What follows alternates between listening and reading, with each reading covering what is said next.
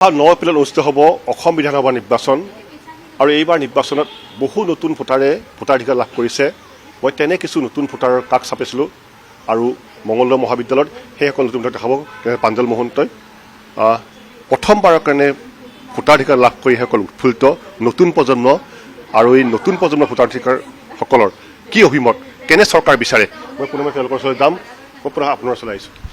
নমস্কাৰ, খুবেই আনন্দিত হৈছোঁ। গণতান্ত্ৰিক অধিকাৰৰ প্ৰথমবাৰ ভোট দিব পাৰিম আৰু আমি দেখি আহিছোঁ এই চৰকাৰখনে আচলতে বহুতো কাম কৰিছে আৰু প্ৰথমতে ধন্যবাদ দিব লাগিব হিমন্ত বিশ্ব শৰ্মা দেৱক, কিয়নো সেই স্কুটিখন এডুকেশ্যনৰ থ্ৰুদিয়ে পাইছোঁ আৰু লগতে লাভ কৰিছোঁ আৰু দেখিছোঁ যেতিয়াই আমি বিভিন্ন ধৰণৰ পৰীক্ষা হওক বা যিকোনো কামত গুৱাহাটীলৈ যাওঁ, যেতিয়া আমি জালুকবাৰীৰ পৰা খানাপাৰালৈ যাওঁ, সেই ৰাস্তাটোত যোনটো আগতে প্ৰায় 45 মিনিটছমান লাগিছিল, এতিয়া কিন্তু 15-20 মিনিটতে ইপাৰ সিপাৰ হ'ব পাৰি। যোনবোৰ ৰাস্তাৰ কানেকশ্যনছ বিৰাটেই ভাল কৰিছে আৰু অনাগত দিনত আৰু বাকী যিবোৰ কাম বাকী আছে যাতায়াতৰ সেইবোৰো লাগিব। মই আপোনাৰ হয়, নিজকে এগৰাকী ভোটাধিকাৰ হিচাপে অনুভৱ কৰি খুবেই ভাল লাগিছে। লগতে মই মামাক ধন্যবাদ দিব বিচাৰোঁ বিশেষকৈ, কাৰণ তেখেতে অসমৰ যিসকল ছোৱালীসকলৰ বাবে নিযুত মইনা আঁচনিৰ লগতে ল'ৰাসকলৰ বাবে নিযুত বাবু আঁচনিৰ দৰে কিছুমান আঁচনি গ্ৰহণ কৰিছে, যিবিলাকে তেওঁলোকক উৎসাহ যোগাইছে পঢ়া শুনাৰ ক্ষেত্ৰত। অন্য ক্ষেত্ৰতো তেওঁলোকে নিজেই স্বাৱলম্বী হ'বলৈ সক্ষম হৈছে। সেয়ে আৰু মই আপোনাৰ ওচৰলৈ আহিছোঁ। এইবাৰ প্ৰথম ভোটাধিকাৰ পাই খুব বেছি আনন্দিত হৈছোঁ। অনুভৱ কৰিব পাৰিছোঁ যে ভোটাধিকাৰ এটা মৌলিক অধিকাৰ। ডক্টৰ হিমন্ত বিশ্ব শৰ্মা মামাৰ কথাই ক'ব লাগিব। তেওঁৰ নেতৃত্ব কালত বহুখিনি অসমৰে হওক বা প্ৰতিখন হেৰিৰে হওক গাঁৱৰে হওক বহুতখিনি উন্নয়ন কৰিবলৈ সক্ষম হৈছে। আশা কৰোঁ তেওঁ যথেষ্ট উন্নয়ন কৰিবলৈ আৰু এইবাৰো যদি তেওঁ নিৰ্বাচনত জয়ী হয় তেতিয়া তেওঁ আমাৰ অসমৰ হৈ আৰু বিভিন্ন ভাল ভাল কাম কৰি যাব। মই আপোনাৰ ওচৰলৈ আহিছোঁ। আপোনাৰ কি সমষ্টি পৰে? চিপাঝাৰ সমষ্টিত পঢ়োঁ। এইবাৰ প্ৰথম ভোটাৰ হিচাপে খুবেই ভাল লাগিছে। সৰুৰ পৰা শুনি আহিছিলোঁ ফুটা ব্লেংকেট আৰু কম্বলৰ কথা, কিন্তু আমি এতিয়া কিন্তু দেখিবলৈ পাইছোঁ এটা ভাল ৰাজনীতি, আৰু য'ত আমি অসমৰ এগৰাকী নাগৰিক হিচাপে হয়তো এটা গৌৰৱৰ বিষয় যে যিটো ELF ছিষ্টেম, ইমাৰ্জেঞ্চি লেণ্ডিং ফেচিলিটিও আমি লাভ কৰিলোঁ খুব কম দিনত।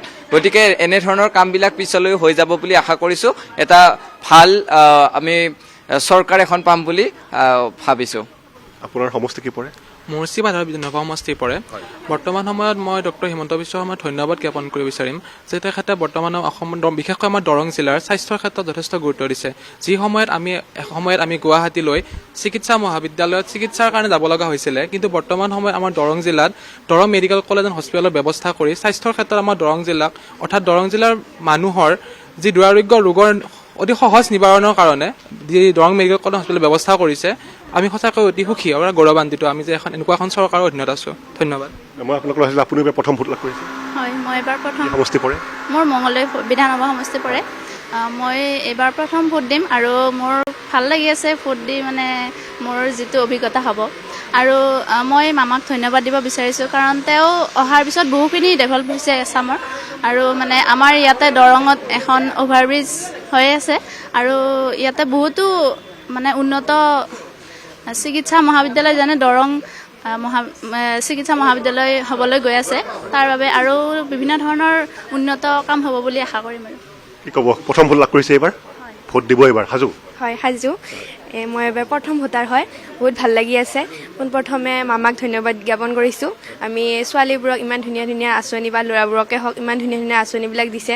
মই নিজে স্কুটি লাভ কৰিছোঁ আৰু নিযুত মইনা হওক বা নিযুত বাবু আঁচনি হওক ইমান ধুনীয়া ধুনীয়া আঁচনিবিলাক দিছে আৰু অনাগত দিনতো এনেকৈ আমি পাই থাকিম বুলি আশা কৰিছোঁ।